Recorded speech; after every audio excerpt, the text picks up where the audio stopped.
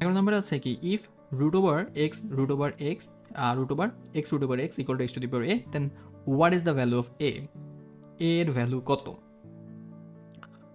ওকে, so এই জিনিসটাকে আমাদেরকে কি করতে হবে, এই যে ফুল জিনিসটা আছে না, এইখানে আমাকে জিনিসটা আনতে হবে x to the power something আনতে হবে। X to the power something আনতে পারলে আমি এখানে এক্স টু দি পাওয়ার এ দেখতে পাইতেছি, তখন এ ইকুয়াল টু এটা আমি লিখতে পারবো। সো আমাকে এর ভ্যালু কিন্তু বের করতে বলছে। কীভাবে আমি একটু দেখি। সো বাম পাশে কিন্তু এরকমই আছে, রাইট? রুট ওভারের ভিতরে আছে x to the power root over x equal to x to the power a. So আমাকে এখন শুধু কাজ করতে হবে বাম পাশ নিয়ে।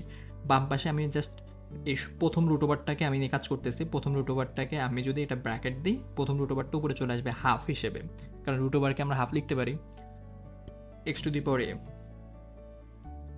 এরপরে দেখেন এরপরে কি হয়েছে, এই যে ভিতরে যে আরেকটা রুট ওভার আছে না, এটাকেও আমরা এখন উপরে উঠাবো। এটাকেও আমরা x into x to the power half লিখতে পারি। হাফ লিখে এটাকেও আমরা উপরে হাফ লিখলাম, equal to x to the power a. এরপরে কি হয়েছে, এরপরে এই যে এই জিনিসটা আছে, এটাকে আমরা শুধু এক্স লিখবো। এক্স লিখলে এখন এখানে কিন্তু একটা ওয়ান আছে, রাইট? এই ওয়ান প্লাস এই half whole to the power half equal to x to the power a. So one plus হাফে কি হয়, 3/2 হয়।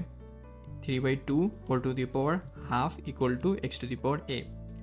এখন এবার দেখেন এই যে এক্স টু দি পাওয়ার 3/2 এর উপরে এই যে হাফ, এই হাফটা কি হবে, এগুলো গুণ হবে। So x to the power 3/2 into 1/2 equal to x to the power a.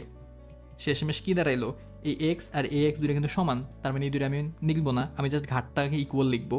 So 3/4, এই যে নিচের 2 গুণ হলো 3/4 equal to a. So a equal to দাঁড়াইলো কি 3/4, যেটা বি নাম্বার অপশনে দেওয়া আছে।